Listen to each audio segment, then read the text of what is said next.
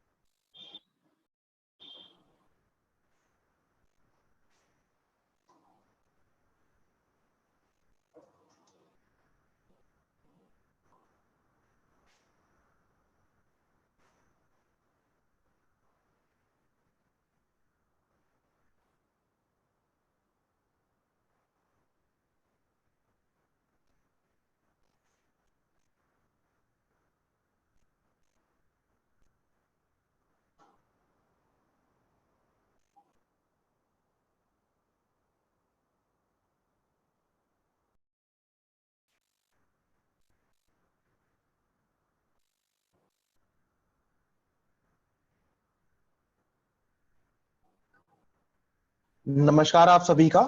मेरा नाम अंकित है और मैं आप सबका आज के सेशन में स्वागत करता हूं। ये सेशन हमारा यूनिसेफ इंडिया और यूनिसेफ इंडिया का नई नई मुहिम युवा के थ्रू लॉन्च करा गया है। इस करियर क्लास के तहत हम लोग हर सोमवार, बुधवार और शुक्रवार को शाम को 5 बजे आपके साथ जुड़ते हैं, जिसके हम करियर से रिलेटेड और आपके मन से रिलेटेड और आपके दिल से रिलेटेड आरजे पृथ्वी को, जिन्होंने रेडियो जॉकी को एज अ करियर के बारे में उन्होंने बताया था कि एमसी एज अ करियर कि किसी इवेंट में अगर आप होस्ट होते हैं तो उसके अंदर एज अ करियर कैसा दिख सकता है। उसके बाद हमने बुधवार को एक सेशन देखा था जिसके अंदर हमने जाना था कि ग्रुप डिस्कशन की वैल्यू इंटरव्यू के अंदर क्या क्या होती है और उसको हम कैसे प्रोसीड कर सकते हैं। और इन दोनों ही सेशंस के अंदर हमने एक बार जरूर देखी थी कि सब लोग ये जरूर एम्फसाइज कर रहे थे कि आपको अपनी खोज करनी बहुत जरूरी है। आपको अपने दिल से उसी मुहिम के हम लोग आपके साथ आपकी बात जिसके अंदर हम कि हमने एक हेल्पलाइन नंबर आप लोगों के लिए लॉन्च किया है 40845167। इस नंबर पे आप सोमवार से शुक्रवार सुबह 11 बजे से 7 बजे तक कॉल कर सकते हैं और किसी भी प्रकार की आपको काउंसलिंग चाहिए हो तो वो काउंसलिंग आप अवेलेबल उसकी फैसिलिटी अवेल कर सकते हैं। मैं आपको यही बताना चाहूंगा कि ये फैसिलिटी निःशुल्क है, इसके लिए आपको कोई भी चार्ज देने की कोई जरूरत नहीं है। यूनिसेफ और उनके नया जो इनिशिएटिव है युवा, उसके थ्रू आप तक पहुंचाई जा रही है। इसी के साथ मैं आप सबका स्वागत करता हूं। जो हमारे राज करियर पोर्टल से आए हुए सारी ऑडियंस है, सारे पार्टिसिपेंट्स हैं, उनका बहुत बहुत धन्यवाद करता हूं कि वो लोग यहाँ पे आए हैं। मैं इसके साथ ही आज की जो हमारी फैसिलिटेटर है मिस आकांक्षा भाटिया, उनका बहुत बहुत स्वागत करता हूं और उनका धन्यवाद करता हूं कि उन्होंने आके हमारे साथ सेशन ले रही हैं। आकांक्षा जी के बारे में थोड़ा सा इंट्रोडक्शन देना चाहता हूं। आकांक्षा जी ने एमए और ग्रेजुएशन साइकोलॉजी करी है, जहां पे वो गोल्ड मेडलिस्ट रह चुकी है दिल्ली यूनिवर्सिटी से, साथ में आईपी यूनिवर्सिटी से सॉरी, और साथ में उन्होंने एमए करा है जहां पे उन्होंने 3rd रैंक को अचीव करा था while doing her post graduation, जो उन्होंने दिल्ली यूनिवर्सिटी से करी थी। इसी के साथ ही उन्होंने सीजीआई इंस्टीट्यूट से अपना टीचिंग बीएड पूरा करा हुआ है, टीचिंग में अपनी ग्रेजुएशन पूरी करी हुई है, एजुकेशन में अपनी बैचलर्स पूरा करा हुआ है। इसके अलावा आकांक्षा जी बहुत सारी ऑर्गेनाइजेशंस के साथ सेशन लेती हैं ऑन पेरेंटिंग। वो उन्हें यंग बच्चों के साथ काम करना बहुत पसंद है और वो डिफरेंट डिफरेंट स्टूडेंट के साथ, यंग एडल्ट के साथ भी काम करती हैं, जहां पे वो डिफरेंट साइकोसोशियोलॉजिकल इश्यूज के बारे में बात करती हैं। मैं आकांक्षा जी का बहुत बहुत स्वागत करता हूँ इस सेशन के। धन्यवाद अंकित। नमस्कार आप सभी का जो हमारे साथ आज दिल की बात सेशन में जुड़ रहे हैं। मुझे बहुत खुशी हो रही है कि दूसरी बार फिर हम लोगों की मुलाकात हो रही है दिल की बात सेशन में, और इसमें आज का टॉपिक रहेगा आओ बेहतर इंसान बने। आई थिंक जाने से पहले मैं खुद थोड़ा सा इंट्रोडक्शन देना चाहूँगी इस बार अपने बारे में। मैंने अपनी ग्रेजुएशन करी थी IP college for women Delhi university से 2011 में कंप्लीट की थी, टॉपर रही थी कॉलेज की। उसके बाद मैंने मास्टर्स किया था जिसमें मैं 3rd पोजीशन सिक्योर की थी, वो भी दिल्ली यूनिवर्सिटी से था, साइकोलॉजी में। उसके बाद मैंने बीएड किया था सीआईई से, सेंट्रल इंस्टीट्यूट ऑफ एजुकेशन, जो कि दिल्ली यूनिवर्सिटी का एक बहुत ही माननीय कॉलेज है बीएड करने के लिए। और उसके बाद मैंने हाल ही में पिछले साल अपनी पीएचडी सबमिट की है साइकोलॉजी में दिल्ली यूनिवर्सिटी में। तो ये थोड़ा सा इंट्रोडक्शन था मेरे बारे में। अब चलिए हम बिना टाइम वेस्ट किए आज का सेशन शुरू करते हैं, जिसका नाम है आओ बेहतर इंसान बने। एक रिक्वेस्ट रहेगी आप सभी से कि काइंडली अपने एक कुछ पेन पेपर अगर आप ले आएं अपने साथ तो बड़ा मजा रहेगा पूरे सेशन में, क्योंकि कुछ एक्टिविटीज रहेंगी जो आप कर सकते हैं साथ ही साथ सेशन में, और आपकी भी इन्वॉल्वमेंट अच्छी रहेगी पूरे सेशन में। तो एक पेन पेपर ले आइएगा, और जितने भी आपके कोई क्वेश्चंस हो, कोई सुझाव हो, एक्सपीरियंसेस हो जो आप बताना चाहें, तो आपसे रिक्वेस्ट रहेगी कि जो आपका कमेंट सेक्शन है यूट्यूब लाइव का, वहाँ पे आप अपने सवाल हमसे पूछते चले जाएं, साथ ही साथ कोई ना कोई आपको जवाब भी देता चला जाएगा, और अंत में मैं भी आपके कुछ सवालों का जवाब जरूर देना पसंद करूँगी। तो मैं अपना स्क्रीन शेयर करती हूँ आपके साथ।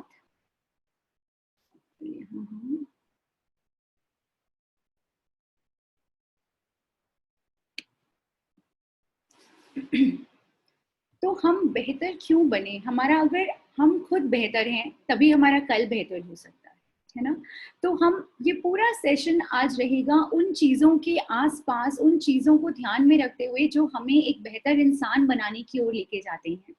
आपने कभी सोचा है कि अगर हमारे ऐसे कुछ दोस्त हों जो हमें अच्छा बनने पे मजबूर करें या हमें अच्छा बनने के लिए प्रोत्साहन दें, ऐसे कुछ दोस्त जो हमें निराशा से दूर लेके जाएं, ऐसे कुछ दोस्त जो हमें नकारात्मक सोच से दूर लेके जाएं, सकारात्मक सोच की ओर लेके जाएं, दूसरों की मदद करने की प्रेरणा दी, तो कैसा रहेगा? तो आज के सेशन में हम आपको आपके कुछ ऐसे दोस्तों से मिलवाने वाले हैं जो हमें एक बेहतर इंसान बनने में मदद करते हैं। और वो जो दोस्त हैं हमारे, कुछ ये हैं।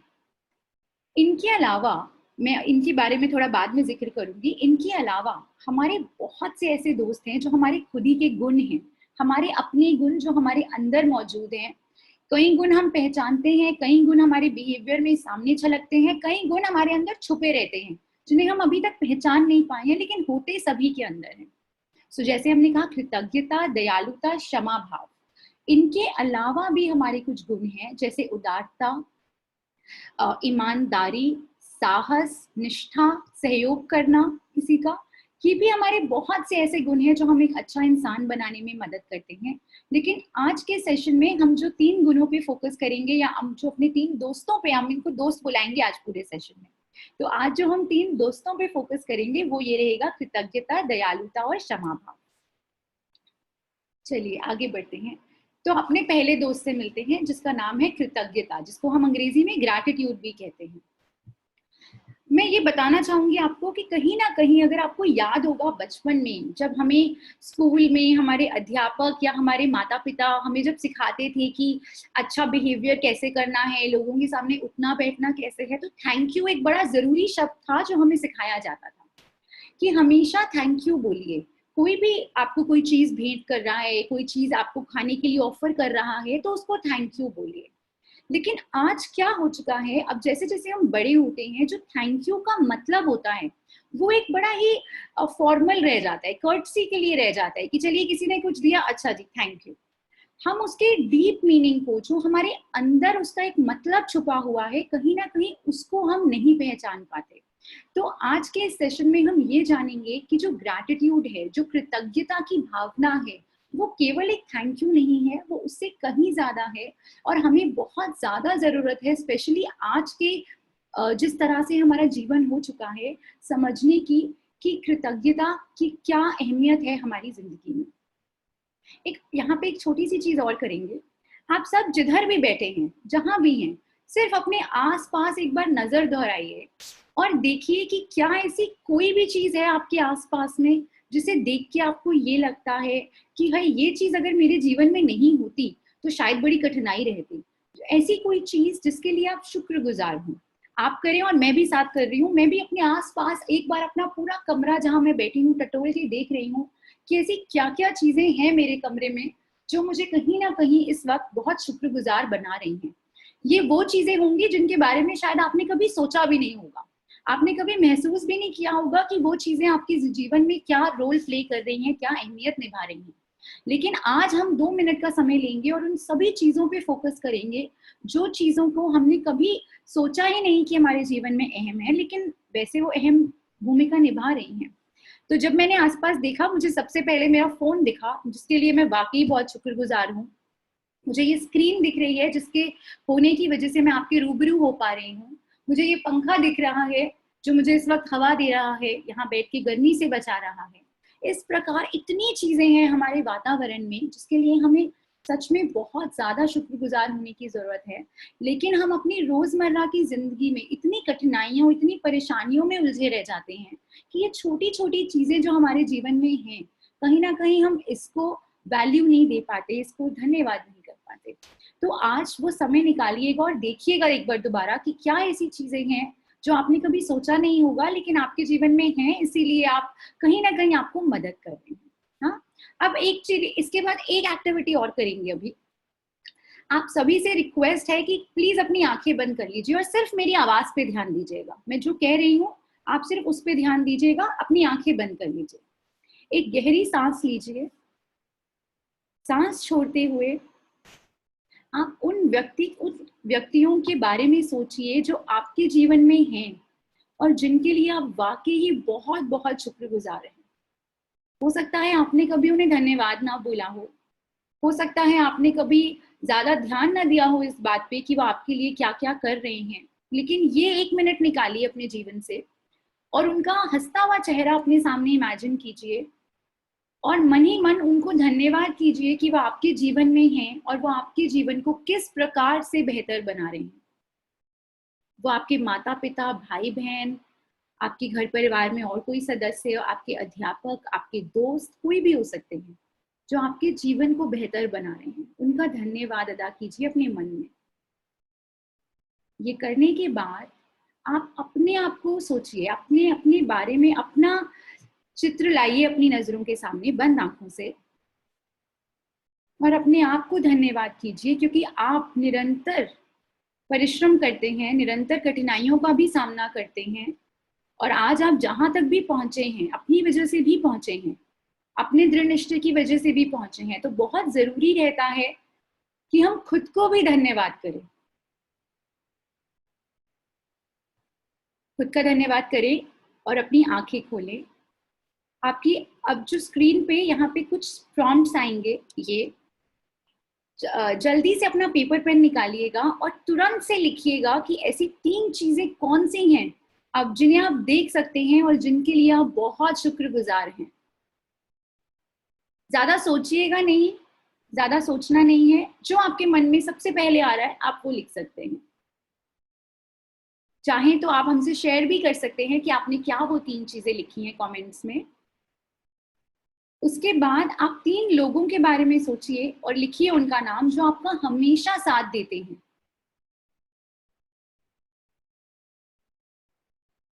वो 3 नाम जो आपका हमेशा साथ देते हैं, आपको बेहतर इंसान बनने की प्रेरणा देते हैं। और अंत में ऐसी 3 चीजें जो बीते हुए सप्ताह में आपके साथ हुई हैं और जिन्होंने आपको वाकई ही खुशी दी है। छोटी छोटी चीजें भी हो सकती हैं, जैसे आपकी मम्मी ने आपकी कोई फेवरेट खाने की चीज बना दी और आप खुश हो गए। आपने कोई अच्छी न्यूज देख ली टीवी पे, आप खुश हो गए। कोई अच्छा सेशन अटेंड किया, आप खुश हो गए, आपको अच्छा महसूस हुआ। ऐसी 3 चीजें सोचिए जो आपके पिछले सप्ताह में हुई हैं जिन्होंने आपको खुशी दी है। ये बड़ी छोटी सी प्रैक्टिस लगेगी आपको कि मैम आप 3 चीजें लिखवा रहे हो हमसे, पर अगर आप ये छोटी सी प्रैक्टिस निरंतर करते चले जाएंगे तो आपके जीवन में कृतज्ञता का भाव बढ़ता चला जाएगा। और अभी आने वाले सेशन में आपको हम बताएंगे कि कृतज्ञता क्यों इतनी जरूरी है हमारे जीवन में। चलिए आगे बढ़ते हैं फिर। आप समझते हैं, अभी आपने प्रैक्टिस तो ऑलरेडी कर ली है ग्रैटिट्यूड की, लेकिन अब हम समझेंगे कि एक्चुअली में कृतज्ञता है क्या। सो कृतज्ञता ये 3 चीजों से बनती है। पहली चीज है अप्रिसिएशन, यानी कि प्रशंसा।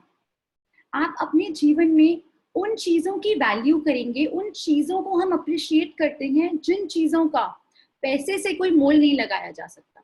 ऐसा नहीं है कि हम ग्रैटिट्यूड सिर्फ उसी चीज के प्रति दिखाएंगे जो चीज हम पैसे से खरीद सकते हैं, जैसे ये पंखा, फोन, जैसे हमने बताया, ये तो चलिए हम पैसे से खरीद सकते हैं, पर कृतज्ञता असलियत में वो चीज है जिसका हम पैसे से कोई मोल ही नहीं लगा सकते। तो पहली तो वो बात हो गई कि कृतज्ञता वो है जिसका हम पैसे से मोल नहीं लगा सकते और हम फिर भी उसका तहे दिल से धन्यवाद करते हैं। इसके अलावा रॉबर्ट एमंस करके एक बड़े मशहूर साइंटिस्ट रहे हैं जिन्होंने ग्रैटिट्यूड, कृतज्ञता के ऊपर बहुत सी रिसर्च करी है। उनके अनुसार उन्होंने बताया कि जो ग्रैटिट्यूड है वो 2 और चीजों से बनता है। पहली चीज उन्होंने जो बताई, उनके अनुसार जो पहली चीज थी वो थी अच्छाई की पुष्टि। यानी कि हम सब मानव ये बिलीव करेंगे या ये सोचेंगे अपने मन में कि जो इस दुनिया में बहुत सी ऐसी चीजें हैं जो अच्छी हैं। हमारा क्या रहता है ना, इंसान का, हम हमेशा बुरी चीज पे ज्यादा ध्यान देते हैं। ये मेरे जीवन में बुरी घटना घट गई, मेरे 2 नंबर यहाँ कम आ गए, ये इंसान मुझसे ठीक से बात नहीं करा, तो हमारा जो ध्यान रहता है वो कहीं ना कहीं हमेशा एक बुरी चीज पे रहता है कि बुरा क्या हुआ। तो उन्होंने ये बोला कि हम ये ध्यान देंगे कि हमारे जीवन में अच्छी चीजें क्या हैं, और अच्छी चीजें जो पूरी वर्ल्ड है, पूरी दुनिया है, वहाँ बहुत सी अच्छी चीजें हैं और हमें अच्छी चीजें मिल भी रही हैं। ऐसा नहीं है कि हमें नहीं मिल रही।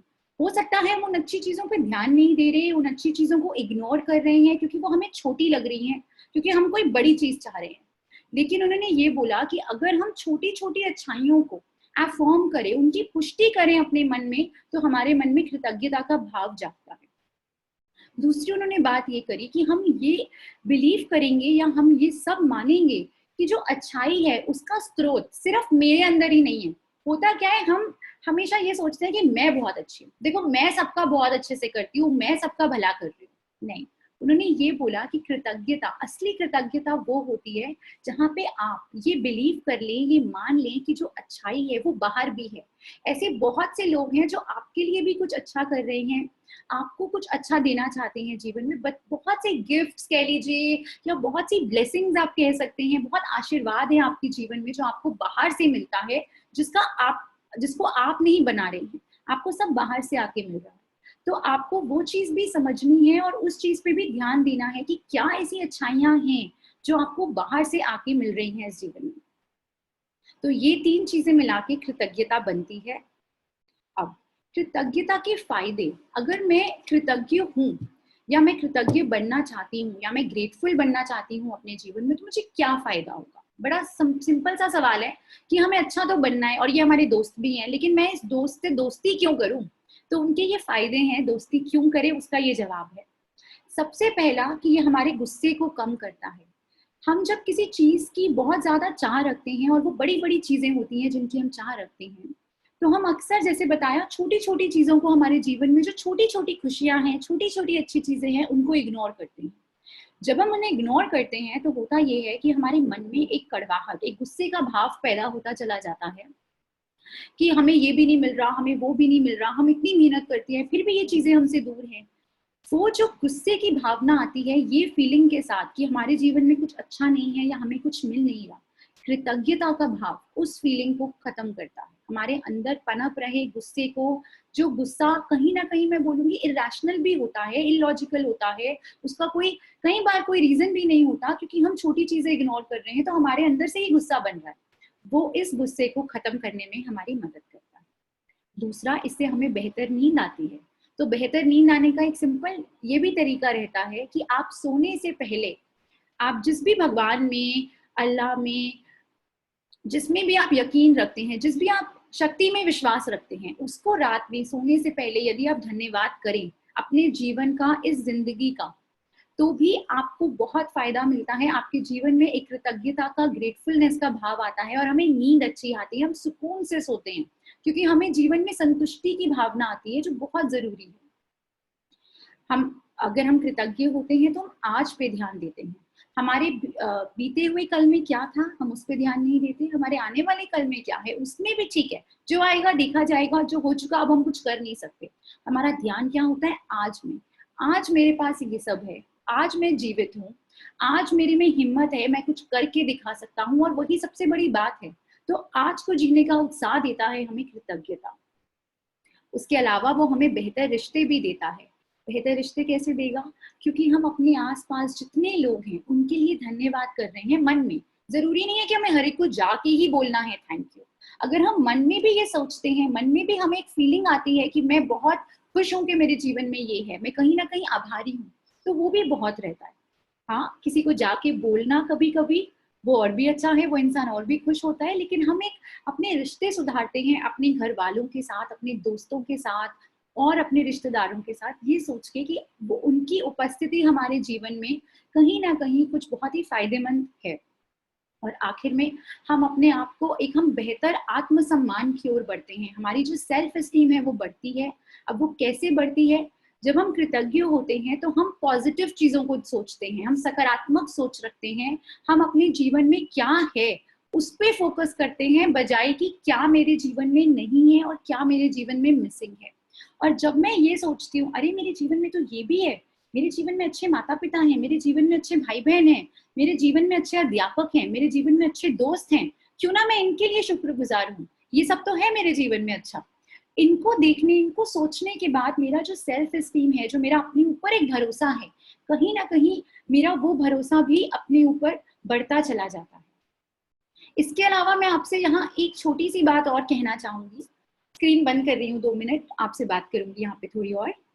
इसके अलावा एक चीज और है जो मुझे लगती है कि ग्रैटिट्यूड हमारे लिए, या ये जो भावना है कृतज्ञता की, वो हमारे लिए करती है।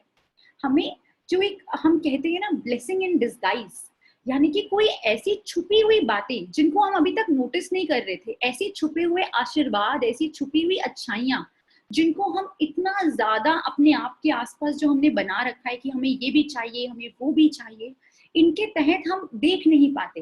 कृतज्ञता उनको उभारती है, हमें हमारी आसपास में छुपी हुई छोटी छोटी खुशियां, छोटी छोटी अच्छाइयों को देखने में मदद करती है। यहाँ मैं आपसे एक और बात भी बताना चाहूंगी कि क्या होता है अगर हम कृतज्ञ नहीं बनते। अभी तो हमने बताया कृतज्ञता क्यों होनी चाहिए जीवन में। आप सोचिए अगर मैं कृतज्ञ नहीं हूँ, अगर मैं अपने आसपास होने वाली चीजों का, छोटी छोटी बातों को बिल्कुल इग्नोर कर रही हूँ और सिर्फ एक चीज के पीछे भाग रही हूँ, तो क्या होगा? अगर मैं खुश नहीं हूँ, अपने आसपास की चीजों से आभारी नहीं हूँ, मैं कभी भी संतुष्ट नहीं हो सकती जीवन में। क्यों? क्योंकि मैं कभी खुशी नहीं हूँ, मुझे कभी थैंक यू महसूस ही नहीं हो रहा किसी चीज को लेके, मेरे जीवन में इतने अच्छे लोग हैं, मुझे कोई खुशी नहीं है। तो क्या हुआ इस सब से? इस सब से ये हुआ कि मैं कभी भी अपने इस जीवन में संतुष्टि की भावना नहीं ला पाऊंगी, मैं कभी सेटिस्फाइड नहीं होंगी, जो मर्जी मेरे जीवन में अच्छा हो जाए। और सेटिस्फैक्शन ना होने से क्या रहेगा? मैं हमेशा परेशान रहूंगी और एक ये साइकिल बनता चला जाएगा। मैं जीवन में बड़ी से बड़ी चीजों की चाह रख रही हूँ, मैं कहीं ना कहीं लोभी हो रही हूँ, मैं कहीं ना कहीं मेरे अंदर लालच पैदा होगा, एक ग्रीड पैदा होगी मेरे अंदर कि मुझे और बेहतर मिले, और बेहतर मिले। तो वो क्या रहा है, जो जो मुझे मिल रहा है मैं वहां थैंक यू नहीं बोल रही, और मैं और चीजें चाहती चली जा रही हूँ। और वो और चीजों के लालच में कि मुझे ये भी मिले, मुझे वो भी मिले, मैं कहीं ना कहीं अपनी जो एक खुशी है, जो एक सेटिस्फैक्शन मुझे होनी चाहिए उस चीज से जो आज मेरे पास है, उसको खो रही हूँ। और ये एक बहुत ही बड़ी समस्या और एक दुख का कारण मेरे जीवन में, बहुत ही बड़े दुख का कारण मेरे जीवन में ये चीज बनती चली जाएगी। तो हमें इस चीज से बचना है। अब एक और जरूरी बात कि हम कृतज्ञ बने कैसे। मैम ने सारा बताया कि कृतज्ञता क्या है, क्यों होनी चाहिए, अगर नहीं होती तो हमें क्या हो जाता है, लेकिन अब हम बने कैसे, बहुत जरूरी सवाल है। तो सबसे पहली जो हमें चीज करनी है वो है खोजना है। हमें वो खोजना है कि ऐसी छोटी छोटी बातें हमारे जीवन में जो रोजमर्रा के जीवन में होती रहती हैं, बहुत सी अच्छी चीजें हो रही हैं हमारे जीवन में, यकीन मानिए अगर आप देखना शुरू करेंगे, ध्यान देना शुरू करेंगे, तो आपको बहुत सी चीजें दिखेंगी। आप 1 मिनट सोच के देखिए, आज सुबह से लेके अभी तक शाम के 5:30 बजे तक कितना कुछ अच्छा हुआ है आपके जीवन में। कुछ छोटी सी छोटी चीज जो अच्छी हुई हो, उन्हें खोजिए। और एक बहुत सरल तरीका है जो मैं पर्सनली एज अ मनोवैज्ञानिक करती हूँ खुद भी, मैं लिखती हूँ चीजें। जो भी मेरे जीवन में अच्छी चीज हुई है, चाहे वो कोई बड़ी चीज हो, चाहे वो छोटी से छोटी चीज हो, चाहे मैं सुबह उठ के बाहर निकली और थोड़ी सी बूंदाबांदी हो रही थी, वो भी मेरे को जीवन में खुशी दे रही है, तो मैं उसे कहीं ना कहीं अपनी डायरी में लिखती हूँ। अगर आप ये आदत बनाएं जहाँ पे आप सुबह उठ के कोई 3 चीजें लिखें जो अच्छी आपके साथ पिछले दिन हुई हैं, या रात में सोने से पहले अच्छी चीज क्या हुई है वो लिखें, तो आपके अंदर एक कृतज्ञता का भाव बनता चला जाएगा और ये आपको आगे जाके बहुत मदद करेगा। चलिए, दूसरा आप क्या कर सकते हैं, दूसरा और सबसे अहम जो मुझे लगता है पर्सनली, वो है आदर करें। किसका? अपने आसपास सभी चीजों का, अपने माता पिता का, अपने अध्यापकों का, अपने दोस्तों का, अपने सभी इंसानों का जो आपके साथ जुड़े हैं, और सबसे महत्वपूर्ण, आप इस जीवन का आदर करें जो आपको भगवान ने दिया है। ये जीवन एक गिफ्ट है, ये एक बहुत ही मुश्किल से मिली हुई चीज है हमें। आप सभी जानते हैं आज की स्थिति में जो कोरोना वायरस फैला हुआ है, इसकी क्या रिपरकशंस हो रहे हैं समाज पे। बहुत से लोग हैं जो अपनी जान भी गंवा रहे हैं। तो हम आज जो जीवित हैं, जो एक साथ बैठे हैं, जो इस तरह से एक सेशन अटेंड कर पा रहे हैं, ये क्या छोटी बात है? अपने आप में नहीं है। तो अपने इस जीवन का इसे गिफ्ट समझ के इसका आदर करें, वो बहुत जरूरी है। तीसरा जो आपको ग्रेटफुल बनाता है, तीसरी चीज, आप अपने नीचे भी देखें। हमारा एक एक ये सभी ह्यूमंस का मैं बोलूंगी नेचर रहता है कि हम हमेशा अपने से ऊपर देखना चाहते हैं। तो आज मेरे पास जो कुछ भी है, चाहे वो मेरे शक्ल सूरत से रिलेटेड हो, चाहे मेरी पढ़ाई लिखाई से रिलेटेड हो, चाहे मेरे जीवन के और किसी भी चीज से रिलेटेड हो, वो मैं क्या करती हूँ, मैं करती हूँ अरे उसके पास तो ये है, मेरे पास तो ये नहीं, वो तो मेरे से ज्यादा बेहतर हुई ना फिर। तो हम क्या कर रहे हैं, हम हमेशा उन लोगों को देख रहे हैं जो हमसे ज्यादा बेहतर हैं, और हम भूल के नहीं रहे हैं, हम उन लोगों को भूल रहे हैं जिनसे हम बेहतर हैं। ऐसे बहुत से लोग हैं जिनके पास वो चीजें नहीं है जो आप लोगों के पास है। हमें बहुत जरूरी बनता है कि एक जलन भावना रखने के बजाय उन लोगों से जिनके पास ज्यादा है, या एक वो भावना रखने के बजाय कि मेरे पास क्यों नहीं है, उनके पास तो मुझसे ज्यादा है, वो भावना रखने की बजाय अगर हम ये भावना रखें कि भगवान आपका शुक्र है, या जिस भी ताकत में आप मानते हैं उसका शुक्र है कि मैं आज इस जगह पे हूँ जहाँ मेरे पास कितनों से कितना ज्यादा है, तो आपके अंदर एक कृतज्ञता का भाव जागता है।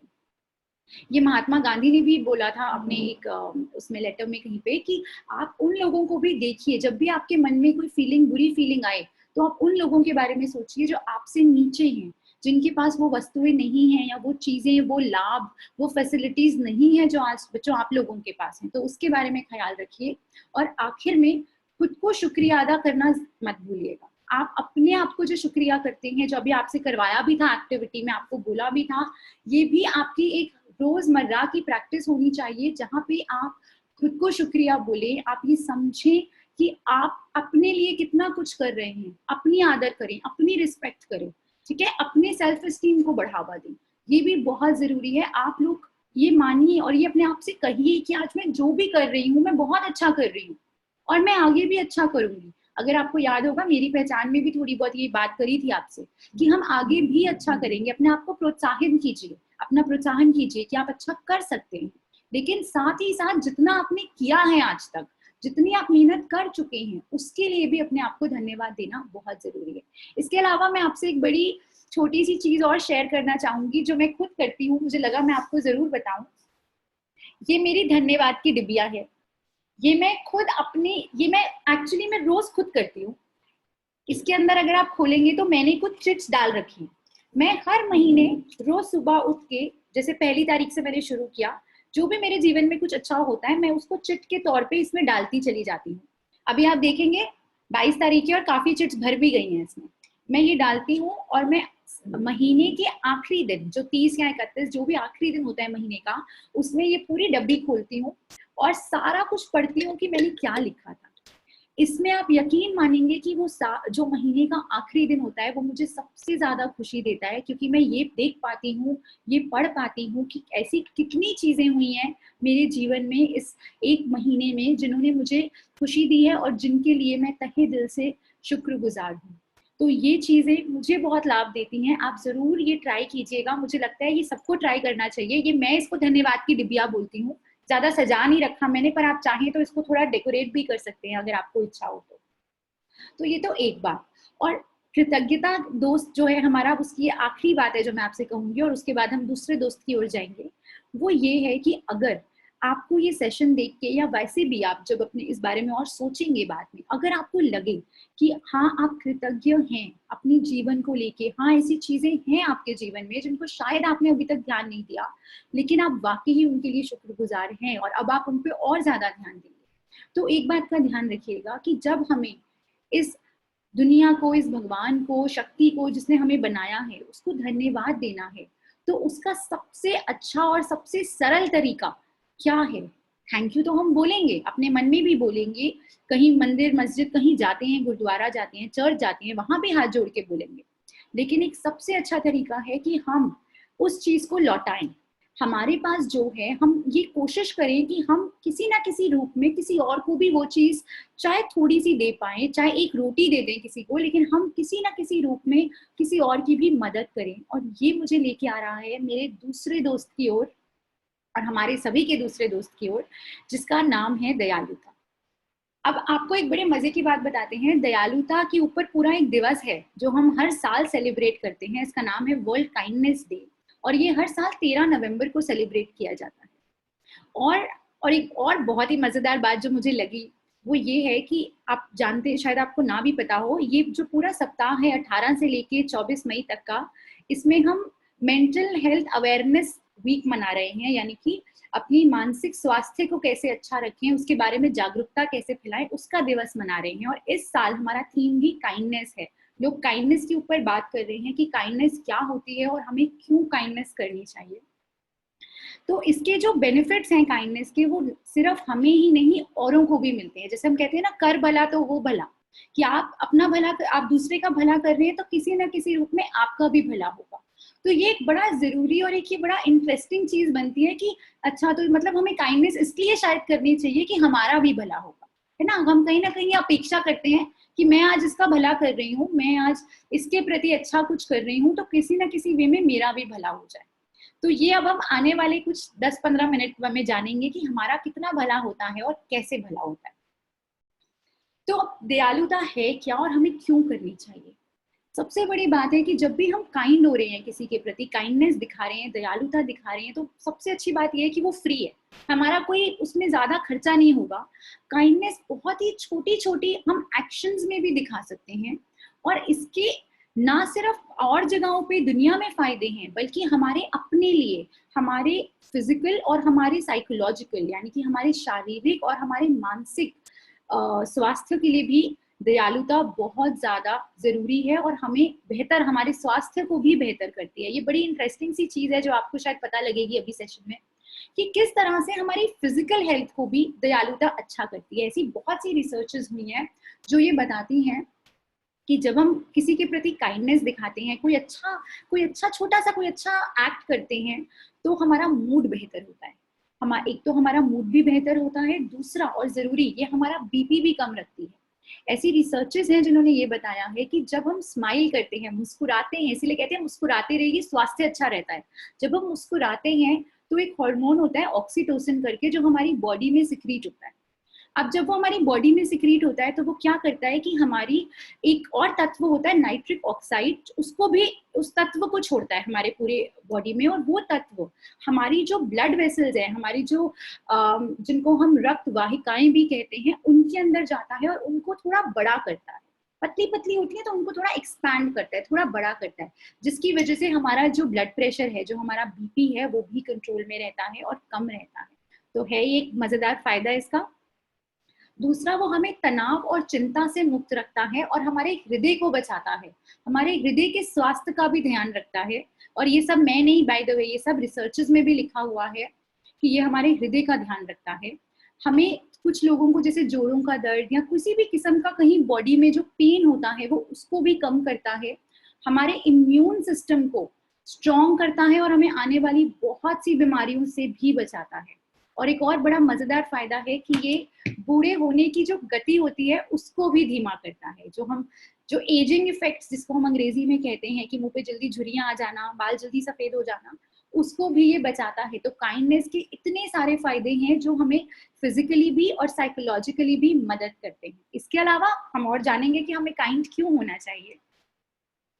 अब सबसे जरूरी बात कि दयालुता दिखती कैसी है, क्या होती क्या है दयालुता। मैम आपने इतना कुछ बता रहे हो कि इतने फायदे हैं इसके, फिजिकली भी हमें अच्छा रखेगा, साइकोलॉजिकली हमें अच्छा रखेगा, पर ये दिखती कैसी है, मुझे क्या पता चलेगा कि मैं दयालुता दिखा रही हूँ या नहीं। तो ये हमने 4 भागों में बांटा है। आपकी खुद से दयालुता कैसी दिखेगी, तो आपकी खुद से दयालुता ऐसी दिखेगी कि आप अपने आप को बहुत ज्यादा फोर्स नहीं करेंगे, आप अपने ऊपर बहुत क्रिटिकल नहीं होंगे, बहुत कड़े नहीं, अपने साथ बहुत स्ट्रिक्ट नहीं होंगे, आराम से चीजों को होने दीजिए। अपने इमोशंस का, आप अपनी फीलिंग्स का, अपने स्वास्थ्य का, चाहे वो आपका शारीरिक स्वास्थ्य हो चाहे आपका मानसिक स्वास्थ्य हो, मानसिक स्वास्थ्य उतना ही जरूरी है जितना कि मेरा शारीरिक स्वास्थ्य जरूरी है, उसका आप ध्यान रखेंगे। और अपने बारे में यदि आपके मन में कोई बुरे विचार आते हैं, कोई ऐसी गलती आपसे हो गई है या आपके मन में कोई बुरे विचार आते हैं अपने बारे में कि मैं ऐसी हूँ, शायद मैं नहीं कर सकती, उनको आप नहीं आने देंगे, उनको आप एटलीस्ट रोकेंगे आने से। तो ये तो हुई कि मैं अपने आप के साथ काइंड हूँ, अपने साथ अच्छी हूँ। अब मैं घर में कैसे दयालुता दिखा सकती हूँ, तो मैं परिवार वालों के सुख दुख में उनका साथ दूंगी, ये बात मानूंगी कि कहीं ना कहीं मेरे जो माता पिता हैं, जो मेरे घर वाले हैं, वो भी आखिरकार ह्यूमंस हैं, मानव हैं, वो भी, उनसे भी गलती हो सकती है, कभी ऐसा भी हो सकता है कि वो मुझे कुछ बुरा भला बोल दे, तो मैं जाने दूंगी उस बात को, ज्यादा बढ़ाऊंगी नहीं उस बात को, उनके प्रति विचारशील रहूंगी और कोशिश करूंगी कि अपने भाई बहनों की मदद करूं और उनके साथ भी थोड़ा अच्छा समय व्यतीत करूं। तो एक घर में अच्छा माहौल बना के रखूंगी। और आजकल आप देख रहे हैं कि सभी के घरों में थोड़ा चिंतित माहौल है, तनाव का माहौल है, क्योंकि आसपास इतना कुछ हो रहा है। तो मैं काइंड होना चाहती हूँ घर वालों के साथ, तो शायद मैं उस माहौल को अच्छा करने में कहीं ना कहीं मदद कर सकती हूँ। अब स्कूल में दयालुता कैसी दिखेगी, स्कूल में दयालुता दिखेगी अपने साथियों की सहायता करके। और सबसे बड़ी बात, यदि कोई किसी को बुलिंग कर रहा है, आप जानते होंगे शायद बुलिंग पे हम लोग एक वेबिनार अभी और भी करेंगे, आगे भी हमने एक बुलिंग पे पूरा अलग वेबिनार होगा, जहाँ पे कोई किसी को किसी भी प्रकार से प्रताड़ित करता है, आप वहां पे आवाज उठाएंगे, आप उसे रोकेंगे, आप पूरी कोशिश करेंगे कि आप उधर शामिल ना हो, उस प्रताड़ना में आप उस चीज को रोकें। ये भी बहुत जरूरी है दयालुता दिखाने का, एक ये जरिया है दयालुता दिखाने का अपने स्कूल में। इसके अलावा कभी कभी ऐसा हो जाता है कि हम मजाक में किसी को, किसी के शरीर के कुछ शरीर की बनावट के तौर पे उसको नाम से बुलाते हैं, है ना, जैसे कुछ गलत शब्दों का प्रयोग करते हैं उसके शरीर के किसी अंग को पॉइंट आउट करते हुए, या उसकी हाइट को या उसके वेट को पॉइंट आउट करते हुए। ये भी अपने आप में एक बहुत गलत चीज है। तो यदि आप वाकई ही में एक दयालु व्यक्ति बनना चाहते हैं, दयालुता से दोस्ती करना चाहते हैं, तो आपको समझना बहुत ज्यादा जरूरी है कि हम जितने भी लोग हैं, हम सबको भगवान ने बनाया है और सबकी एक अलग बनावट है और हम उसी में सबसे बेहतर है। किसी का कद लंबा होगा तो किसी का कद छोटा होगा, किसी का थोड़ा ज्यादा वजन होगा, किसी का कम वजन होगा। ये चीजों को लेके हम दूसरे को बुरा महसूस करवाएं, ये दयालुता नहीं है। तो आप इस चीज का सख्त ध्यान रखेंगे अगर आप दयालु बनना चाहते हैं, कि आप ये चीजें अपने आसपास ना तो खुद करें, ना अपने आसपास अपने किसी दोस्त को या और किसी भी व्यक्ति को होने दें। और एक बहुत महत्वपूर्ण बात और है जो आप स्कूल में जिस प्रति से दयालु बन सकते हैं, अपने टीचर्स की भी मदद कीजिए। उनके पास भी बहुत बार काम रहता है, आप उनसे जाके पूछिए, मैम कोई चीज, कोई काम है, मैं आपकी मदद कर सकती हूँ क्या, वो भी दयालुता है। और एक और बात कि दयालु हम तब भी होते हैं अपने, खासकर अपने दोस्तों के साथ, जब हम कोई ऐसा कार्य उनके लिए करें और हम अपेक्षा ना करें कि वो भी हमारे लिए कुछ करेंगे, तो बिना एक्सपेक्ट किए कि वो हमारे लिए क्या करेंगे, वो भी एक दयालुता का ही फॉर्म है जो हम अपनी स्कूल लाइफ में दिखा सकते हैं। और आखिरकार हम अपनी समाज में, तो ये आपका खुद का, आपके घर का, आपके स्कूल का, पर आप एक समाज का भी हिस्सा हैं और आप एक बहुत ही महत्वपूर्ण हिस्सा हैं समाज का। तो एक समाज में आप क्या कर सकते हैं दयालुता दिखाने के लिए, आप अपने समाज को स्वच्छ रखिए, जैसे स्वच्छ भारत की भी हम इतनी बात करते हैं, आप अपने समाज को स्वच्छ रख सकते हैं। आप डिफरेंट, जो समाज में भिन्न भिन्न प्रकार के कल्चर्स हैं, भिन्न भिन्न प्रकार के संप्रदाय हैं, समुदाय हैं, लोगों की मान्यताएं हैं, उन सभी का आदर करें। ये बहुत जरूरी है, एक दयालुता का एक साइन है ये, कि जितने लोग मेरे आसपास हैं और वो जो भी मानते हैं, उनकी जो भी विचारधाराएं हैं, मैं उन सबका इज्जत करती हूँ। हो सकता है मैं उनके साथ अग्री नहीं करती, ऐसा हो सकता है कि उनकी कोई ऐसी विचारधारा हो जिसके साथ मैं जिसको मुझे लगता है कि मैं ऐसी नहीं हूँ या मैं ऐसा नहीं सोचती, उसके बावजूद भी क्योंकि वो उनकी विचारधारा है, मैं उस बात की इज्जत करती हूँ, वो बहुत जरूरी है।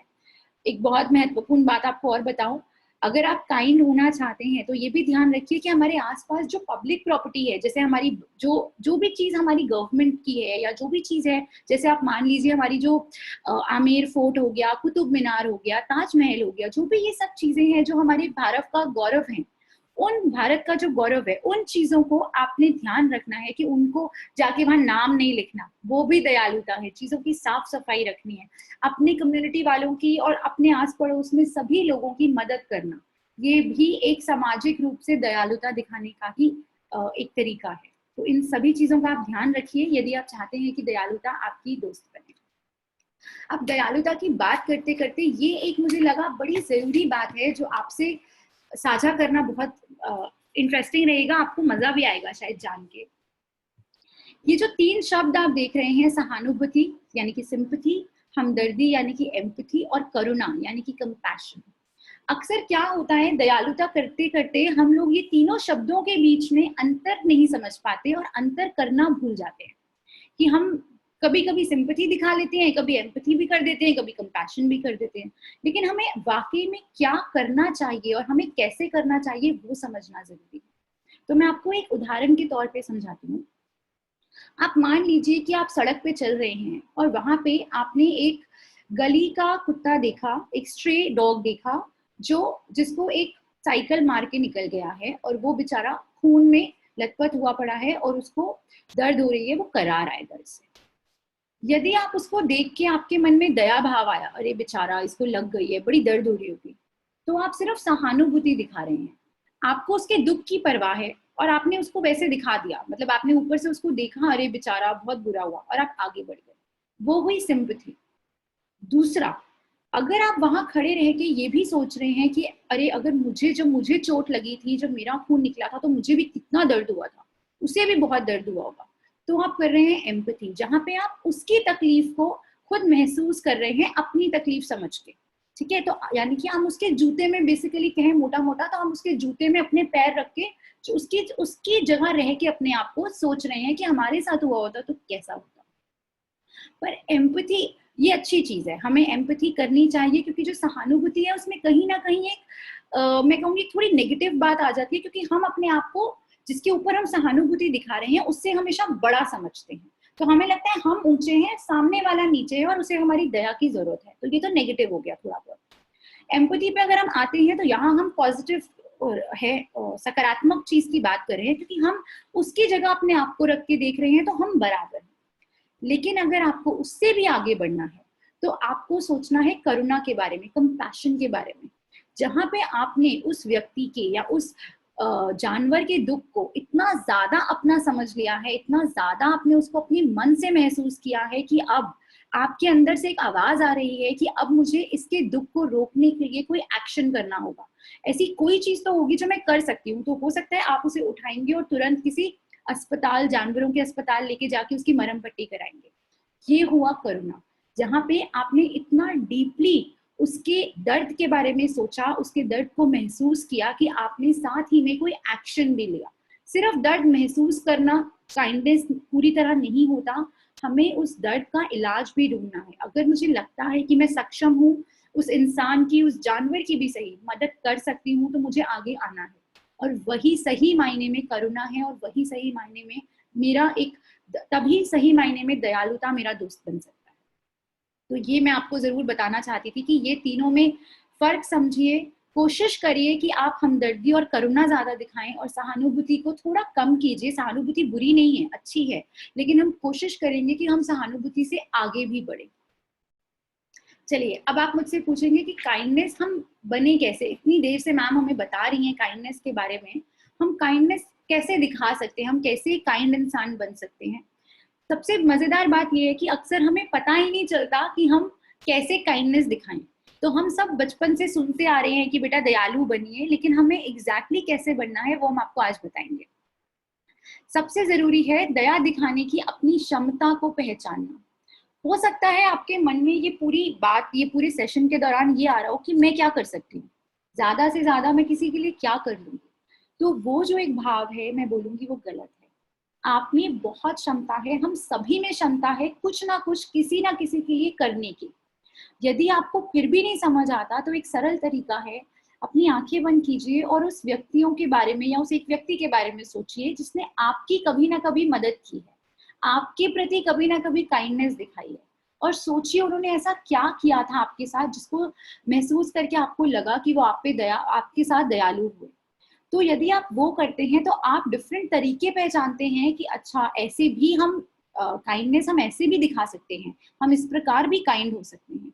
तो अपने अंदर की जो एक आपकी क्षमता है दयालु होने की, उसको पहचानना बहुत ज्यादा जरूरी है। चाहे तो जिसने आपकी मदद की है ना, उसका थोड़ा चिट बना के कहीं पे दीवार पे लगा सकते हैं आप, या अपनी कॉपी में लिख सकते हैं। लिखना मैंने पिछले सेशन में भी बताया था, हमें हमारे अंदर के बहुत से भाव हैं, बहुत से थॉट्स हैं जो आते जाते रहते हैं, लेकिन यदि हम उन्हें लिखते हैं और उनको बार बार उन पर विचार करते हैं, उन्हें पढ़ते हैं, तो हमें ज्यादा फायदा होता है, क्योंकि हम एक अपनी सोच में जो प्रोग्रेस हो रहा है, जो हमारी सोच आगे बढ़ रही है, वो एक रिकॉर्ड के तौर पे हम देख सकते हैं। तो डायरी बनाएं, कॉपी बनाएं, ये बहुत जरूरी है।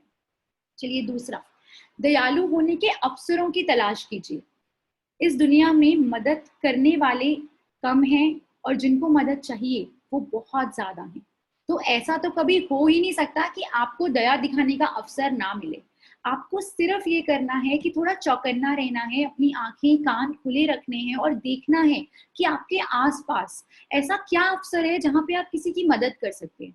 हो सकता है आप सिंपल ये देखें कि आज आपकी मम्मी रात में आटा गूंद रही हैं या सब्जी काट रही हैं और वो थकी हुई हैं, वो भी एक अवसर है जहां जाके आप उनकी मदद कर सकते हैं, उनका हाथ बटा सकते हैं और दयालु होने में एक थोड़ा अपना और एक दयालुता दिखा सकते हैं। वो भी एक आपके लिए अवसर है। तो अवसरों की कमी नहीं है, सिर्फ आपको वो अवसरों को तलाशना है। आगे बढ़ते हैं। दयालुता एक छोटा कार्य भी हो सकती है। तो हमें हमेशा ये नहीं सोचना कि हमें कोई बहुत बड़ी डोनेशन देनी है तभी हम दयालु हैं, या हमें बहुत सारा किसी को टाइम देना पड़ेगा, बड़े रोज 2-2 घंटे जाके देने पड़ेंगे हम तभी दयालु होंगे, ऐसा नहीं है। दयालुता छोटी छोटी चीजों में, जैसे मैंने आपको बताया, बहुत छोटी छोटी चीजों में। आज सुबह कुछ पक्षी देखे मैंने बैल्कनी में, वहां जाके थोड़ा छोटा पानी का कटोरी रख दिया, वो भी काइंडनेस है। थोड़े 4-5 साथ में दाल के दाने डाल दिए उनके लिए, वो भी काइंडनेस है। तो छोटी छोटी अपने जीवन में इसको एक उतारिए, इस तरह से करिए कि छोटी छोटी चीजों में भी आप काइंडनेस कर पाए। तो आप ये ना सोचें कि बहुत ही कुछ बड़ी चीज होगी तभी मैं दयालु कहलाऊंगा, नहीं। आपके छोटे छोटे जीवन के आपके बिहेवियर्स भी आपको काइंड बनाते हैं। यदि आप और ज्यादा इसके बारे में सोचना चाहते हैं तो आप सप्ताह के शुरू होने से पहले कुछ आइडिया सोच सकते हैं कि आज इस सप्ताह में मैं ये 5 चीजें करना चाहता हूँ जो मेरे हिसाब से मुझे दयालु बनाएंगे। वो 5 चीजें लिख लीजिए अपने पास कॉपी में और फिर देखिए कि आप सप्ताह में कितना, 5 में कितना कर पाए। हो सकता है आप 3 कर पाए, 2 कर पाए, 4 कर पाए। तो वापस आके देखिए फिर कि आप कितना कर पाए हैं। दयालुता किसी के लिए दरवाजा खोलना, किसी के लिए, बड़े इंसान के लिए दरवाजा पकड़ना भी दयालुता है। किसी से पूछना कि तुम कैसे हो, और सच में मीन करना। हम क्या करते हैं, ऐसे ही बस पूछ लेते हैं हेलो कैसे हो, लेकिन अगर कोई हमें सच में सुनाने बैठे कि हम कैसे हैं तो शायद हम सुनना नहीं चाहते। तो जो आप सवाल पूछ रहे हैं वो जेन्युइन होना चाहिए। आप दिखाइए कि आप वाकई ही सामने वाले के लिए कंसर्न है। ये भी दयालुता का ही एक फॉर्म है। यदि चौथी चीज, यदि आप किसी के प्रति दयालु हो तो जैसा मैंने पहले भी कहा था, अपेक्षा मत कीजिए। अगर हमने हमने किसी के लिए कुछ अच्छा किया और हमने उससे एक्सपेक्ट कर लिया कुछ भी इन रिटर्न कि अब चलो मैंने आज अच्छा किया है ना, हो सकता है 2 साल बाद ही सही, लेकिन ये भी मेरे लिए अच्छा करेगा, तो वो सही मायने में दयालुता नहीं है। अगर आप सच में दयालु होना चाहते हैं तो आप बिना किसी फल के इच्छा के, जैसा गीता में भी लिखा है, बिना फल की इच्छा के जो हम करते हैं वही सही सच्चा कर्म रहता है। तो आप वही कोशिश कीजिए कि आप अपेक्षा, एक्सपेक्ट कुछ मत कीजिए, आप अपने लिए एक अच्छी चीज सामने वाले के लिए कर दीजिए।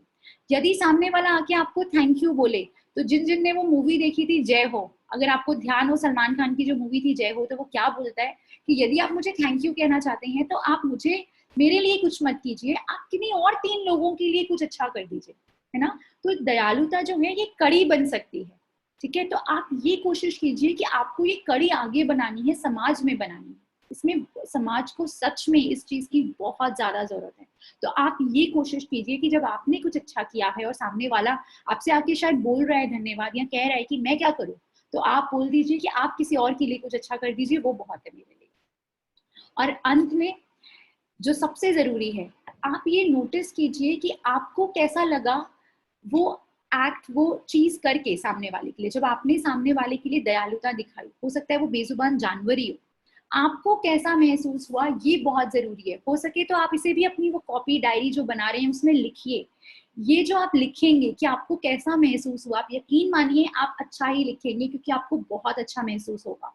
और वो जो आप लिखेंगे वो आपको आगे भी अच्छा करने के लिए बहुत सी प्रेरणा देगा, ताकि वो आपको और ज्यादा दयालु, आप और ज्यादा दयालु बन सकते हैं। और ये दयालुता आपका वाकई ही बहुत अच्छा एक दोस्त भी बन सकता है, यदि आप ये 5 आसान तरीके अपने जीवन में लेके आते हैं।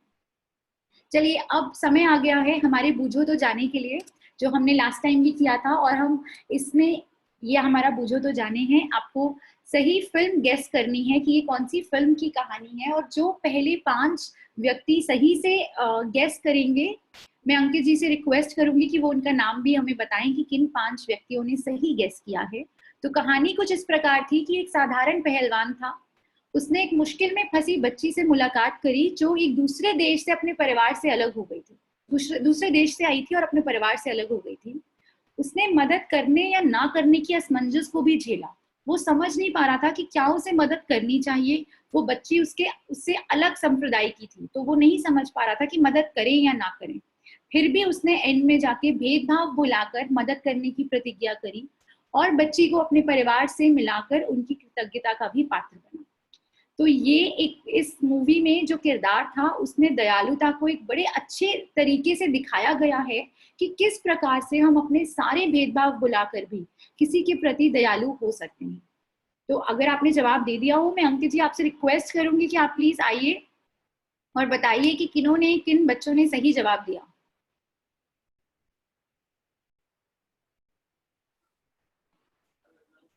जी आकांक्षा, अरे तो वाह। अंकित जी तो हमारे साथ नहीं बन पाए हैं क्योंकि उनका इंटरनेट का कुछ कनेक्टिविटी का इशू हो गया है।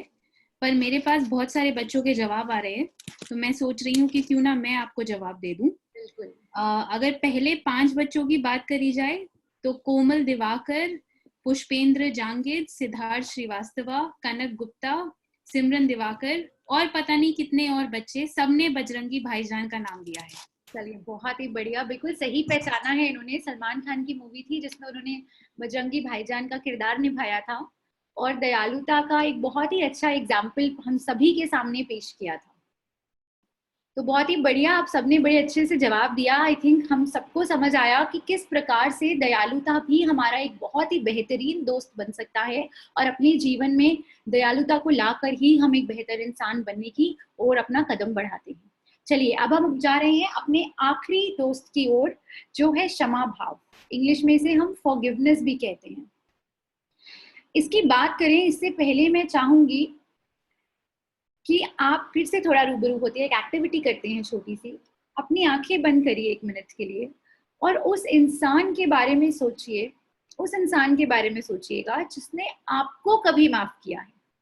हम माफी की बात कर रहे हैं, लेकिन पहले हमें ये समझना जरूरी है कि क्या कोई ऐसा व्यक्ति है, कोई ऐसा इंसान है जिसने आपको माफ किया। हो सकता है आपसे कोई गलती हुई हो, कोई भूल हुई हो और उस व्यक्ति ने आपको माफ कर दिया अपनी भूल के लिए। उस व्यक्ति के बारे में सोचिए और अब अपनी आंखें बंद रखिए और उस व्यक्ति के बारे में सोचिए जिसने शायद आपके साथ कुछ गलत किया है और आप उस असमंजस में पड़े हुए हैं कि आप उन्हें माफ करें या ना करें। माफी एक बहुत बड़ी चीज है। सभी धर्मों में माफी के बारे में बहुत जिक्र किया जाता है कि माफ कर देना उदारता है, माफ कर देना कितना जरूरी है। तो माफी के बारे में तो हम बहुत पढ़ते हैं। आज हम कोशिश करेंगे उसको और ज्यादा गहराई में जानने की। हो सकता है आपके जीवन में कोई ऐसा व्यक्ति हो जिसको आप माफ करना चाहते हैं, उसके बारे में सोचिए। पूरे जितना भी सेशन, थोड़ा सा जितना बचा हुआ है, आप पूरा सोचिए उस व्यक्ति के बारे में और एंड में देखिएगा कि क्या आप उसको माफ करना चाहेंगे। ये निर्णय मैं आप पे छोड़ूंगी लास्ट में। आगे बढ़ने से पहले एक और बात बताना चाहूंगी कि जब हम माफी की बात करते हैं तो चाहे वो माफी देने वाला हो, चाहे वो माफी लेने वाला हो, उसके जो अच्छे इम्पैक्ट है, जो अच्छे गुण हैं, वो उन दोनों के लिए ही रहते हैं। हम माफ चाहे कर रहे हैं, चाहे माफी ले रहे हैं, हम आभार व्यक्त करते हैं, हम आभारी महसूस करते हैं अपने आप को उस व्यक्ति का जिसने हमें माफ कर दिया।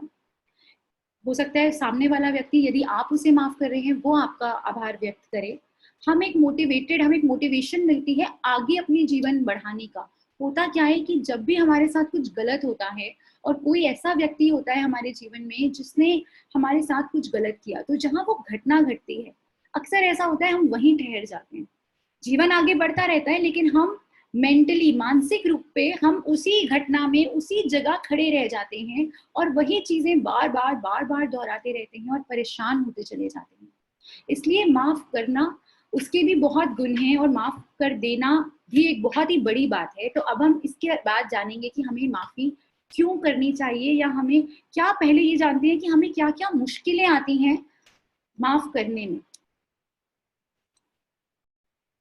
हम हमेशा, आप देखेंगे, बात करते हैं, जैसे मैंने कहा, बड़े धर्मों में भी सब जगह पे आप देखेंगे जहां अच्छी बातें हो रही हैं वो सब माफी के लिए बोल रहे हैं, माफ कर दीजिए, माफ कर दीजिए।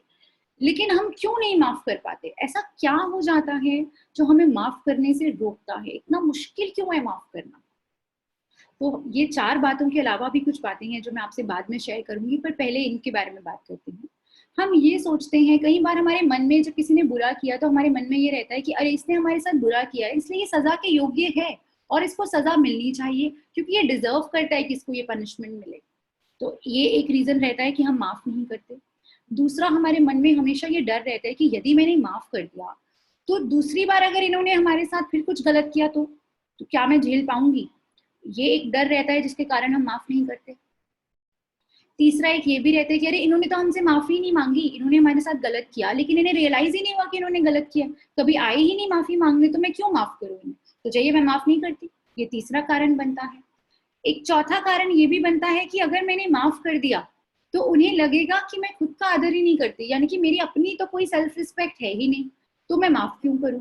मैं अपनी सेल्फ रिस्पेक्ट नहीं दिखाऊंगी क्या? मैं अगर माफ कर दूंगी तो इन्हें लगेगा कि मेरी सेल्फ रिस्पेक्ट ही नहीं है, तो मैं क्यों माफ करूं या मैं क्यों माफ ना करूं?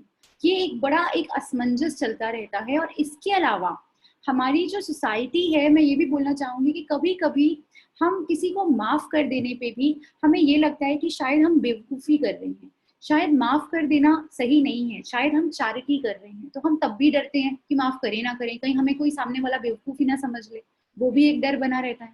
और थोड़ी और अगर गहरी बात करें तो कभी कभी अपने दुश्मन को गलत ठहराना ज्यादा आसान होता है, रादर दैन कि हम, बजाय इसके कि हम उसकी जगह पे खड़े होके देखें, उससे हमदर्दी करें, बताया था ना अभी, एम्पैथी, उसकी जगह पे अपने आप को रख के देखें, वो ज्यादा कठिन है।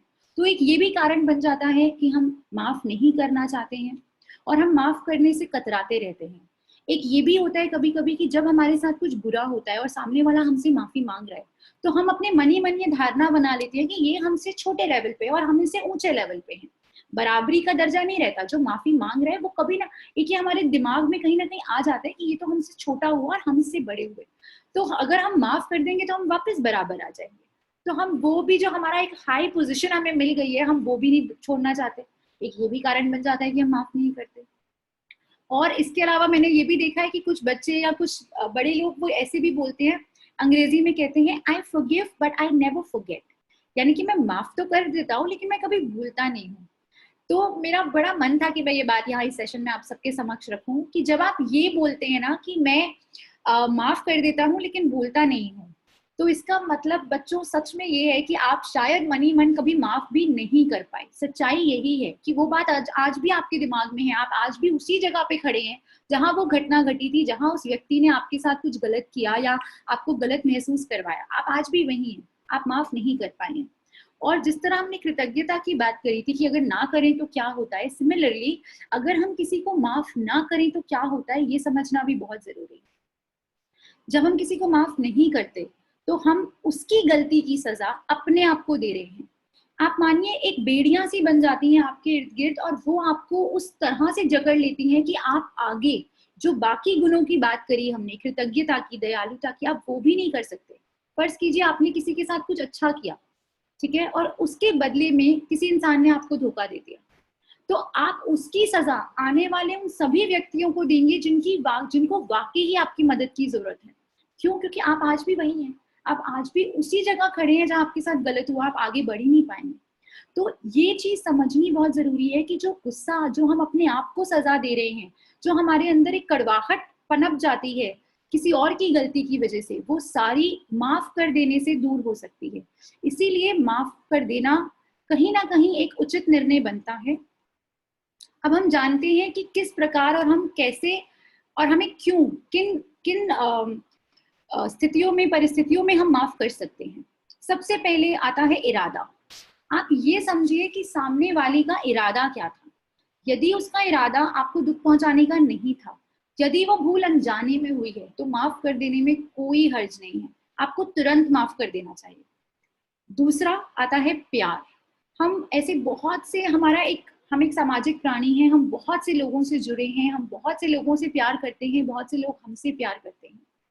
तो जब कोई हमसे बहुत प्यार करता है, वो इंसान कभी कभी हमें ज्यादा ठेस पहुंचा देता है, बजाय कि उसके जिस इंसान से हमें उतना लगाव नहीं है। ऐसी परिस्थिति में माफ कर देना भी प्यार का ही एक स्वरूप माना जाता है, लेकिन ध्यान रहे कि वो माफी एक ही बार हो। ऐसा ना हो कि बार बार वो व्यक्ति आपको ग्रांटेड ले रहा है, बार बार आपके साथ कुछ गलत हो रहा है, तो आप अपना निर्णय ले सकते हैं शायद कि बार बार अब मैं माफ नहीं करूंगा।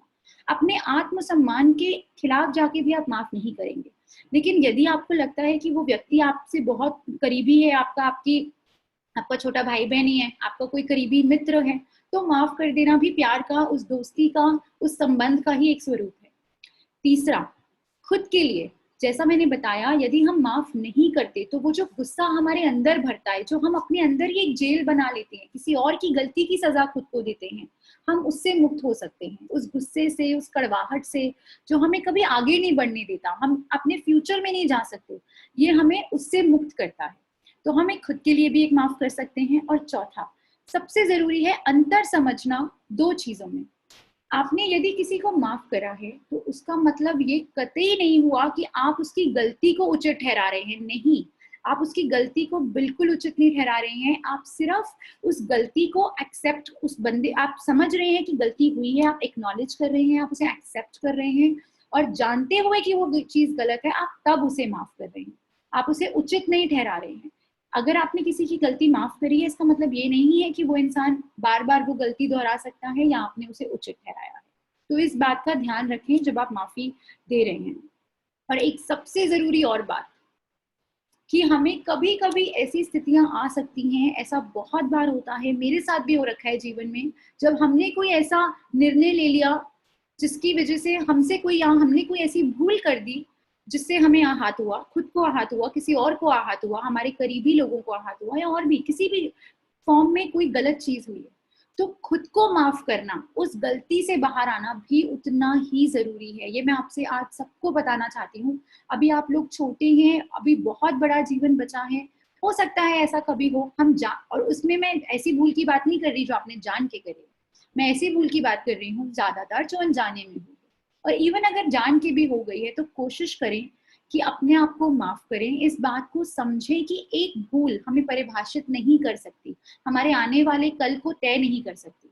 तो अपने आप को परिभाषित ना होने दें उस भूल से, अपने आने वाला कल तय ना होने दें। और जो हमें ध्यान रखना है वो ये है कि जब भी आप माफी मांग रहे हैं, या आपने जब माफी मांगी है, चाहे खुद से चाहे किसी और से, उस माफी में जो शब्द हैं उन शब्दों का मान रखिए। यदि आप सॉरी कह रहे हैं, मुझे माफ कर दो कह रहे हैं, तो इसका मतलब, सबसे बड़ा मतलब यही होता है कि हम इस गलती को दोबारा नहीं दोहराएंगे। यदि आप वो गलती बार बार दोहरा रहे हैं तो इसका मतलब सिंपल ये है कि आपके शब्दों का कोई मान ही नहीं है, और वो गलत है, वो तो अपने आप के साथ भी धोखा है। तो आप अपने शब्दों का मान रखिए और उस गलती को दोबारा ना दोहराइए।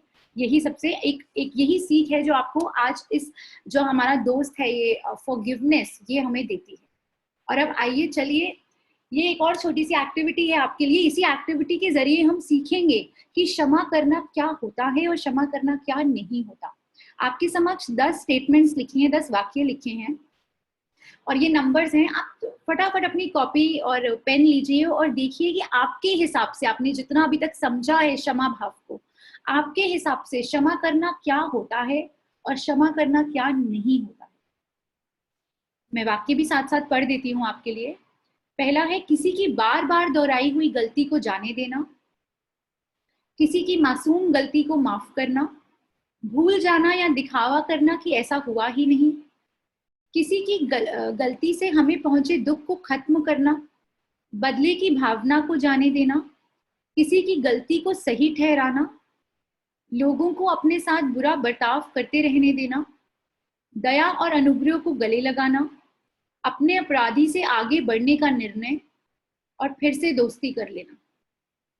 आपके हिसाब से क्षमा क्या है और क्षमा क्या नहीं है?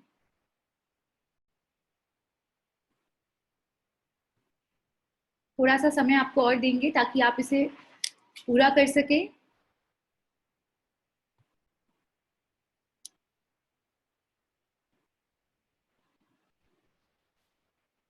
चलिए अब जानते हैं कि क्षमा क्या है और क्या नहीं है।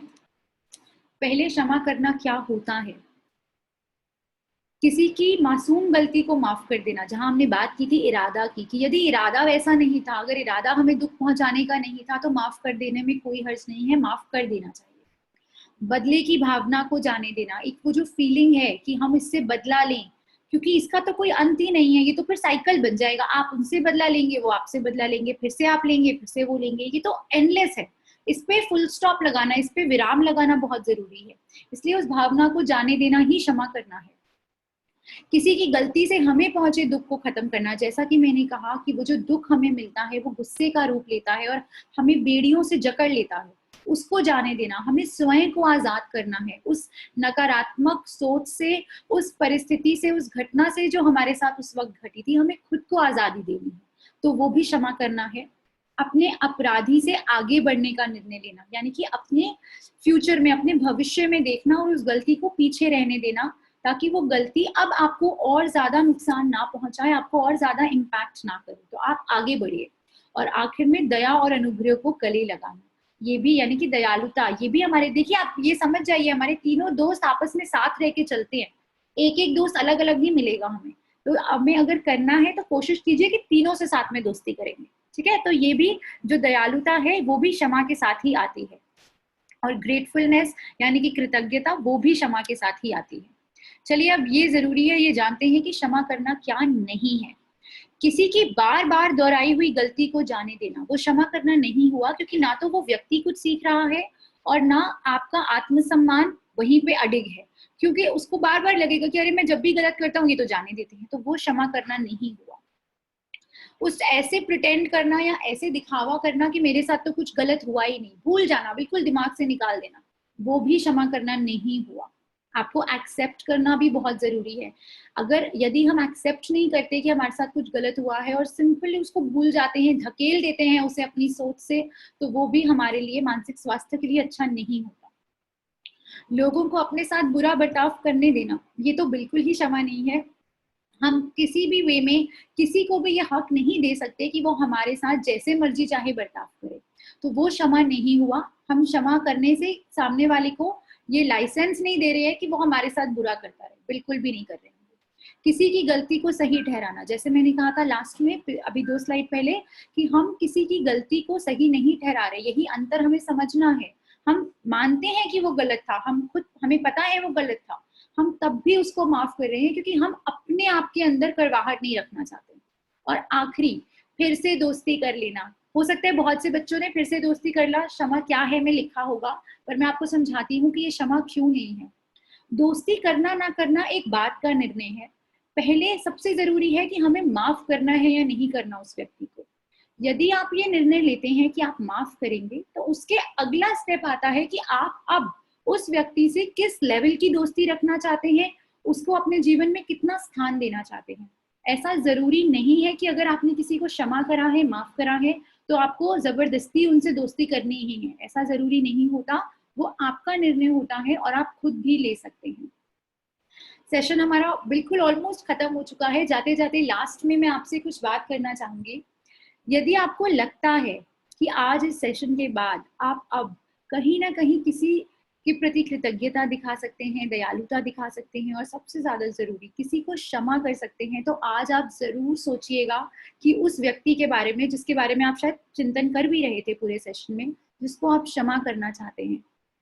यदि आप चाहें तो आप उस व्यक्ति को एक चिट्ठी भी लिख सकते हैं। चिट्ठी लिख के माफ करना आसान रहता है, हो सकता है आप वो चिट्ठी उन्हें देना चाहें, हो सकता है वो चिट्ठी आप अपने पास रखना चाहें, उसे फाड़ के फेंक देना चाहें, पर यदि आप उसे दिल से माफ करते हैं तो एक चिट्ठी में जरूर लिखिएगा, क्योंकि हम अपनी जब भावना व्यक्त करते हैं पेपर पे, पेन पे, पेपर पेन से अपने शब्दों को व्यक्त करते हैं, उन्हें पढ़ते हैं, तो हमें एक बहुत ही एक हमें अच्छा एहसास मिलता है, हमें लगेगा कि हम मुक्त हो गए बस उस पुरानी बुरी यादों से जो हम जिनसे हम निकलना चाहते हैं।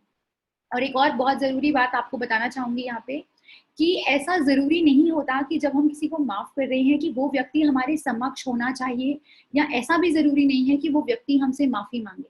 कभी कभी दिल में माफ कर देना भी, उस व्यक्ति के बिना माफी मांगे माफ कर देना भी होता है, मतलब उस वो भी एक हमारी बेहतरी ही है, हम उसमें वो भी हम कर सकते हैं, हम बिना उसके माफी मांगे, बिना उसके सामने हुए उसे अपने मन में, अपने दिल में भी माफ कर सकते हैं, और वो भी उतना ही इफेक्टिव होता है जितना कि माफ कर देना। तो मैं आशा करती हूँ कि आपको आज का सेशन अच्छा लगा होगा, आपने ये 3 जो दोस्तों के बारे में सीखा, आप इनसे और ज्यादा दोस्ती करेंगे आने वाले दिनों में।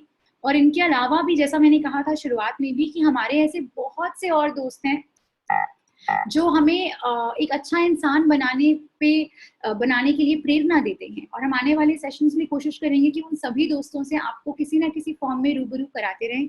और जाते जाते एक छोटा सा मैसेज है मेरी तरफ से आपके लिए। When life is sweet, say thank you and celebrate. जब जिंदगी अच्छी है, खुशहाल है, तो शुक्रिया अदा कीजिए और जश्न मनाइए। जब लाइफ कड़वी है, when life is bitter, say thank you and grow. तो उस समय पे जब आपकी जिंदगी कड़वी है, कुछ बुरे अनुभव हो रहे हैं, तो आप तब भी शुक्र अदा कीजिए, क्योंकि वो बुरे अनुभव ही आपको आगे बढ़ने में मदद करते हैं। जो हमारी जिंदगी में बुरी परिस्थितियां आती हैं ना, वही कहीं ना कहीं हमें आगे लेके जाती हैं, हमें प्रेरणा देती हैं जीवन में और अच्छा करने का और आगे बढ़ने का। तो ये एक छोटे से मैसेज के साथ आज का ये सेशन मैं खत्म करना चाहूंगी। आप जरूर इस मैसेज को ध्यान रखिएगा और कोशिश कीजिएगा कि आप आने वाले कुछ दिनों में इन तीनों दोस्तों से और अच्छी गहरी दोस्ती अपनी बनाएं, और हमें जरूर बताइएगा कि आपको कैसा लगा सेशन और कितने हद तक आपकी उन दोस्तों से दोस्ती हुई। बहुत बहुत धन्यवाद आकांक्षा। शायद आपके सेशन से जितना बच्चों ने सीखा, मुझे लगता है उतना ही हम सबको भी सीखने की ज़रूरत है, क्योंकि काफ़ी अच्छे से आपने समझाया कि हमें 3 चीज़ों के साथ कितनी अच्छी दोस्ती करके रखनी चाहिए। उसी बात पर सबसे पहले तो जो लोग हमें देख रहे हैं, मैं उनको बोलूंगी कि अपने, अगर आपके पास कोई प्रश्न है, कोई सवाल है, तो प्लीज उसे YouTube की चैट बॉक्स पे डालिए। हमारी टीम उसको वहां से पढ़ के हमारे तक पहुंचाएगी और हम आपके प्रश्न का जवाब आकांक्षा जी के थ्रू देंगे। तो आकांक्षा जी, हमारे पास फिलहाल 2 बच्चों के सवाल हैं, तो एक एक करके लेते हैं। मैं दूसरा सवाल पहले लूंगी, क्योंकि जहां तक माफ करने की बात है तो जरूरी है कि सेशन के साथ साथ ही ये सवाल पूछ लिया जाए। दूसरा सवाल जो हमारे पास एक बच्चे के थ्रू आया, जिनका नाम है राखी, तो वो कहती हैं कि अगर कोई हमसे बड़ा हो तो उस केस में हम कैसे उसको माफ करें? क्या माफी उस केस में मानी जाएगी? क्या हमें उस केस में किसी चीज के लिए सोचना चाहिए? थैंक यू गरिमा जी इस सवाल पूछने के लिए, एंड थैंक यू राखी जी, आपने बहुत ही एक उचित प्रश्न पूछा है। थोड़ा सा इसका जिक्र मैंने बीच में भी किया था जब हम दयालुता की भी बात कर रहे थे, कि दयालुता घर पे कैसी दिखती है या बड़े लोगों के साथ कैसी दिखती है। तो ये चीज समझना बहुत जरूरी है हमारे लिए। हमारा जो सोसाइटी रहता है उसमें एक फ्रेम ये रहता है कि जो हमसे बड़े हैं वो कभी कोई गलती ही नहीं कर सकते, हम सारे बच्चे उन्हीं को देखते हैं, उन्हीं से सीखना चाहते हैं। पर कहीं ना कहीं आज के दौर में ये एक्सेप्ट करना जरूरी है कि बड़ों से भी गलती हो सकती है, बड़े भी ऐसा हो सकता है कि आपका मन दुखा दें किसी कारणवश, कोई उनके अपने कोई कारण हो सकता है, हमें शायद वो कारण ना पता हो। तो सबसे जरूरी है कि जब हम किसी को माफ करें तो उसकी उम्र ना देखें, ये बहुत एक जरूरी चीज है। चाहे वो हमसे बड़ा था, चाहे वो हमसे छोटा था, यदि उन्होंने हमें दुख पहुंचाया है किसी कारणवश, तो हमारी कोशिश ये रहनी चाहिए कि हम शायद कारण जानना चाहें कि वो दुख हमें क्यों पहुंचाया। अगर वो कारण हमें वाजिब लगे, अगर हमें उनका इरादा ठीक लगे, या अगर हमें इरादा समझ आ जाए कि हाँ शायद इस कारणवश हुआ होगा, तो माफ कर देना ही भलाई है। राखी जी, मैं यही बोलूंगी कि यदि आपसे कोई बड़ा भी है तो भी ऐसा नहीं है कि सिर्फ बड़े ही बच्चों को माफी देते हैं। कभी कभी बच्चों को भी बड़ों को माफी देनी पड़ती है, बड़ों की भी अपनी कुछ मजबूरियां, अपनी परेशानियां रहती हैं जिनके तहत हो सकता है उनसे कुछ भूल हो जाए। तो ये मत सोचिए कि बड़ा ही बच्चे को माफ करता है, कभी कभी बच्चा भी बड़े को माफ करता है, और वो कर देने में ही हम अपनी दयालुता दिखाते हैं। तो अगर आप, यदि आप इन दोस्तों से सच्ची दोस्ती रखना चाहती हैं, तो आपको अपने हृदय को बहुत बहुत बड़ा रखना होगा, ताकि किसी को भी आप माफ करने की क्षमता रखें। यदि आपको इरादा समझ आए, यदि वो आपके आत्मसम्मान को ठेस नहीं पहुंचा रहे हैं, तो माफ कर देना ही सही है। और अपने बड़ों को भी, कभी कभी ऐसा टाइम आता है जीवन में कि हमें अपने बड़ों को भी माफ करना पड़ता है। थैंक यू आकांक्षा जी इस जवाब के लिए। हम दूसरे सवाल पे पहुंचते हैं जो आश्चर्य गौतम जी ने पूछा है। तो ये सवाल उन्होंने इंग्लिश में पूछा है, मैं इंग्लिश में ही आपसे पूछती हूँ, आप आगे उसको बच्चों के लिए हिंदी में ट्रांसलेट कर दीजिएगा। तो आश्चर्य गौतम जी का सवाल है, to be content when you are already living a privileged life, what do you choose between solidarity और anger with the current situation of the marginalised, or just being supposedly content by yourself? Okay. So as I'm assuming कि ये जो question है वो ये पूछ रहे हैं यहाँ पे, गरिमा जी मुझे करेक्ट कीजिएगा अगर मैंने समझने में भूल करी हो तो, वो शायद यहाँ ये पूछ रहे हैं कि यदि हम प्रिविलेज हैं, यदि हमारे पास सब कुछ है अपने जीवन में, तो हम किस प्रकार से और कंटेंट हो सकते हैं, क्या ये सवाल था? या हम फिर भी सॉलिडारिटी में कैसे रहें? हाँ गरिमा जी? जी जी जी। हाँ, यही सवाल था राइट, कि अगर हम प्रिविलेज जिंदगी जी रहे हैं तो हम और कंटेंट कैसे हो सकते हैं? जी बिल्कुल। और अगर हम नहीं जी रहे हैं तो हमें क्या करना चाहिए जिससे हमें शायद ऐसी सिचुएशन में थोड़ा अपने आप को कंटेंट और ठहराव बना के रखें? जी, सो यदि हम ऑलरेडी कंटेंट हैं तो हम और अच्छे से कैसे अपना जीवन जी सकते हैं? तो जैसा मैंने कहा था, अगर आपने पूरा सेशन देखा है तो आपने ये सुना होगा कि मैंने ग्रैटिट्यूड या कृतज्ञता की जब बात की थी तो लास्ट में ये कहा था कि हमारे पास जो भी है, जितना भी है, देखिए कंटेंट होना, प्रिविलेज्ड होना, इस सबकी परिभाषा अलग अलग हो सकती है। मेरे लिए मेरे पास अच्छी किताबें हैं, अच्छा खाने को है, पहनने को है, मैं उसी में कंटेंट। किसी और के लिए उसके पास बढ़िया घर, गाड़ी सब है और वो तब भी कंटेंट नहीं है। तो ये मैं बोलूंगी एक बड़ी इंडिविजुअल सी चीज होती है। ये हमारा एक हमारा अपना नजरिया है कि मैं किस चीज में अपने आप को प्रिविलेज्ड मान रही हूँ, ठीक है। लेकिन कंटेंट हम सभी महसूस कर सकते हैं, कृतज्ञता हम सभी महसूस कर सकते हैं। तो पहली चीज तो ये हो गई कि यदि मैं सोच रही हूँ कि मैं प्रिविलेज्ड हूँ, मेरे पास भगवान का दिया सब है, तो मैं उसको व्यक्त कैसे करूँ? मैं अपनी कृतज्ञता को व्यक्त करने की मुझे अपॉर्चुनिटीज देखनी है। मुझे वो चीजें देखनी है कि मैं कहाँ पे अपने पास जो प्रिविलेज है, जैसे बोला जा रहा है, उसको मैं कहाँ कहाँ यूज कर सकती हूँ किसी और की बेनिफिट के लिए, किसी और की बेहतरी के लिए। तो शायद यदि हो सकता है मेरे पास खाने को ज्यादा है, तो वो खाना मैं डस्टबिन में फेंक रही हूँ या मैं बाहर जाके किसी जानवर को दे रही हूँ। या हो सकता है किसी और को भूख हो, किसी और के पास खाना ही ना हो, मैं उससे खाना शेयर कर रही हूँ। मेरे लिए ये भी प्रिविलेज हो सकती है कि आज मेरी प्लेट में अच्छा खाना है। तो ये अपॉर्चुनिटी, जैसा सेशन में भी बताया था आपको, कि दयालुता दिखाने के लिए आपको खुद ही एक अपॉर्चुनिटीज ढूंढनी होंगी और उन अपॉर्चुनिटीज को यूज कीजिए। अपनी कृतज्ञता को व्यक्त कीजिए। जो आपको कंटेंटमेंट महसूस हो रही है, जो आपको सेटिस्फैक्शन, संतुष्टि महसूस हो रही है अपने जीवन में सब अच्छी चीजों से, उसको दूसरे के साथ बांटिए। बांटने से बढ़ता है, बांटने से कभी खत्म नहीं होगा, कभी कम नहीं होगा।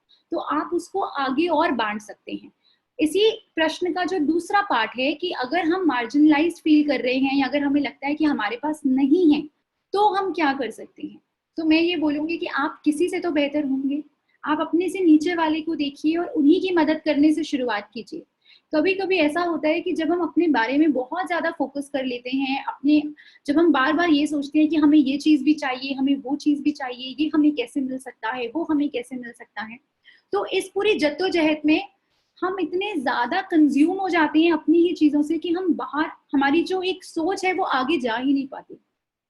उस समय यदि हम किसी ऐसे व्यक्ति के बारे में सोचें जिसे हमारी मदद की जरूरत है, हो सकता है उसे खाने को लेके मदद नहीं चाहिए, हो सकता है मैं अच्छा पढ़ लिखना जानती हूँ, मैं उसकी पढ़ के कुछ मदद कर सकती हूँ, हो सकता है मैं उसको मान लीजिए कि किसी सब्जेक्ट में कोई तकलीफ है, मेरा कोई दोस्त है, मैं उसको समझा के मदद कर सकती हूँ। तो जैसा कि बताया गया था कि हम सभी में क्षमता है किसी ना किसी की मदद करने की, और जब आप किसी की मदद करते हैं, जब आप किसी के साथ अच्छा करते हैं, तो आपकी जो चीजें, आपकी जो संतुष्टि है, उसकी जो एक फीलिंग है वो हमेशा बढ़ती चली जाती है, वो कभी कम नहीं होती। तो अगर आप वापस जो आपको मिला है, आपको लगता है कि आपको बहुत अच्छा मिला है, आपके पास बहुत ज्यादा, जरूरत से ज्यादा है, तो आपका सिर्फ एक ही एक तरीका है शुक्रिया अदा करने का, वो है वापस करना। अब आप वो किस रूप में वापस करेंगे, चाहे आप मदद करके करें, चाहे आप कोई चीजों के रूप में करें, चाहे आप अपनी कोई, चाहे आप खुद से कुछ करें, किसी को, जैसे बोला, आप किसी को पढ़ाई कराने में मदद कर दे, किसी छोटे बच्चे की ऐसे मदद कर दे, किसी को अपना कोई कपड़ा देने में मदद करे, वो आपके ऊपर है। हम सबका मदद करने का तरीका अलग हो सकता है, लेकिन भावना वही है। तो आपको फोकस इस चीज पे करना है कि यदि मेरे पास है, चाहे मेरे पास थोड़ा है चाहे ज्यादा है, इसको मैं किसी और के साथ किस प्रकार से बांट सकती हूँ, इसको मैं अपने जीवन में कैसे ला सकती हूँ और दूसरों के प्रति कैसे बांट सकती हूँ। एक छोटा सा और एग्जाम्पल दूंगी। जैसे मान लीजिए आपने आज के सेशन में कुछ बातें सीखी, आपको कुछ बातें अच्छी लगी, आपको कुछ बातें समझ आई, तो क्या आप वो बातें और किसी के साथ जाके बांटेंगे? यदि आप वो बातें और किसी के साथ जाके बांटेंगे तो ये भी एक दयालुता का ही फॉर्म है। आप इस चीज को आगे बढ़ा रहे हैं, आज के मैसेज को आगे लेके जा रहे हैं। क्या वो छोटी बात है? नहीं। तो आप किसी भी रूप में, कोई नॉलेज को भी बांटने से नॉलेज भी बढ़ती है।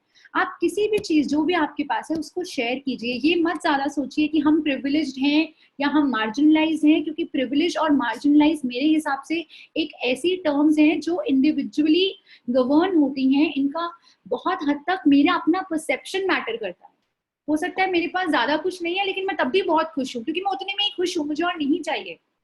तो वो जो एक चीज है, एक जो भावना हम रखते हैं ना मिनिमलिज्म की, कि जैसे बोलते हैं, जैसे आपने देखा होगा जापान में लोग बहुत फॉलो करते हैं कॉन्सेप्ट को, मिनिमलिज्म। वो कम से कम चीजें रखते हैं अपने पास, जिन चीजों की उनको नहीं जरूरत होती। तो जैसे हम लोग का क्या रहता है, हम 4-5 चीजें उठा के ले आते हैं, 6-6 महीने हो जाते हैं, वो चीज इस्तेमाल ही नहीं करी। वो गलत है, क्योंकि आप किसी और को उस चीज से रोक रहे हैं, उस चीज को इस्तेमाल करने से रोक रहे हैं। तो कहीं ना कहीं अगर आप कृतज्ञता दिखाना चाहते हैं, तो आप ये भी कर सकते हैं कि आपके पास जो चीज एक्स्ट्रा है आप किसी और को दीजिए जिसको आपसे ज्यादा उस चीज की जरूरत है। तो वो भी एक तरीके से आप अपना एक आभार व्यक्त कर रहे हैं दुनिया को, भगवान को, कि आपके पास इतना कुछ है।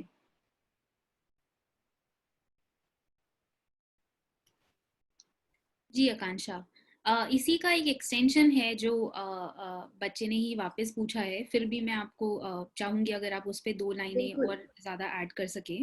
सो पूछना चाह रही हैं वो कि क्या इज इट ओके कि हम कंटेंट रहें जब हम ऑलरेडी प्रिविलेज्ड हैं? जरूरी है कि हमें आज की सिचुएशन को देखते हुए गुस्सा आए या नहीं आए? क्योंकि उनको या शायद मुझे अगर ऐसा लगे कि नहीं, मेरे पास ऑलरेडी बहुत कुछ है, मैं प्रिविलेज्ड हूँ, और मुझे अगर सिचुएशन पे किसी भी तरीके की गुस्सा ना आए या कोई भी इमोशंस एक्सप्रेस ना हो, तो क्या मैं गलत हूँ, क्या मैं सही हूँ, क्या मेरा कॉन्टेंटनेस ठीक है? ये जरूरी है समझना किस सिचुएशन पे। तो क्या वो ये जानना चाह रही हैं कि यदि आज की जो स्थिति चल रही है, यहाँ हम सब परेशान हैं, हम सब दुखी हैं, तनाव में हैं, और यदि वो ये महसूस कर रही हैं कि मैं प्रिविलेज्ड हूँ और मैं कंटेंट हूँ, मुझे गुस्सा नहीं आ रहा आज की स्थिति पे, तो क्या वो सही है? क्या उनका ये मतलब है? तो मैं ये बोलूंगी कि हाँ, वो सही है, क्योंकि जरूरी नहीं है कि हम सबको गुस्सा आए सेम बात पे। चिंता होना अपने आप में सही है, इस समय जो लोग चिंता कर रहे हैं वो भी सही है, पर यदि आपको चिंता नहीं हो रही है इस चीज की, तो भी सही है। आप जो आपका फोकस है वो किस चीज पे है, आपको पहले ये सोचने की जरूरत है। क्या बच्चा आप फोकस इस चीज पे कर रहे हैं कि सब लोग परेशान हैं और मैं परेशान नहीं हूं, तो आपको वो हो गया है जिसे हम बोलते हैं अंग्रेजी में FOMO, fear of missing out. क्या ऐसा कुछ है कि मैं मिस आउट कर रही हूँ, या मुझे ऐसा लग रहा है कि मैं परेशान नहीं हो रही, क्या हो गया, सब तो परेशान है, मुझे क्यों नहीं हो रही परेशानी? आपको शायद इसलिए नहीं हो रही क्योंकि वो परेशानी आप तक पहुंची नहीं है, इसीलिए आप परेशान नहीं हो रहे, आप चिंतित नहीं हो रहे। तो जब तक वो परेशानी आप तक नहीं पहुंची है, यदि आप चिंतित नहीं भी हो रहे, तो ऐसा नहीं है कि उसमें आपको घबराने की जरूरत है, कि हमें तब चिंता करने की जरूरत है कि मुझे चिंता क्यों नहीं हो रही है। हाँ, तो वैसा जरूरी नहीं है। लेकिन एक छोटी सी बात कहना चाहूंगी कि आप फिर भी अपने मन में कहीं ना कहीं एक दया भाव जगा सकते हैं। आप उन लोगों की परेशानी के बारे में शायद थोड़ा ज्यादा पढ़ सकते हैं, या शायद किसी और वे में, जिस भी वे में आप किसी की परेशानी समझ के आप ये तो भले ही कोशिश कर सकते हैं ना कि आप किसी रूप में उन तक मदद पहुंचा दें। आपके पास सब है, आपको चिंता करने की जरूरत नहीं है, ये मैं भी मानती हूँ, कोई जरूरत नहीं है अननेसेसरी परेशानी मोल लेने की। लेकिन अगर आप ये वाकई सोच रहे हैं कि बाकी जने चिंता कर रहे हैं और आपको उस चिंता से चिंता हो रही है, तो क्या आप उस चिंता को कम करने के लिए कुछ कर सकते हैं? क्या पता आपको वहां पे आपको आपकी चिंता का हल मिल जाए। आज हो सकता है मैं किसी और फॉर्म में जाके मदद नहीं कर पा रही, लेकिन हो सकता है मैंने ये सेशन ले लिया, तो आपके लिए क्या चीज है, आप किस वे में किसी की मदद कर सकते हैं वो ढूंढिए। इस चीज के लिए ज्यादा चिंतित मत होइए कि उसको चिंता हो रही है और मुझे नहीं हो रही है, इसमें कोई इतनी बड़ी बात नहीं है। आपको ये चीज सोचनी है, ये चीज फोकस करना है कि आप जिन व्यक्तियों के लिए आपको ये लग रहा है कि वो चिंतित हैं, क्या आपके हाथ में ऐसा कुछ है, आपके हाथ में कोई ऐसी मदद है क्या, कोई आप ऐसी, आपकी प्रिविलेज से क्या कोई ऐसी मदद की जा सकती है जिससे वो लोगों की चिंता कम हो? अगर आप अपनी चिंता को छोड़ के उनकी चिंता पे ध्यान देंगे तो आपको बहुत अच्छा महसूस होगा, और आपको जो ये चिंता हो रही है वो भी आपकी डेफिनेटली कम हो जाएगी।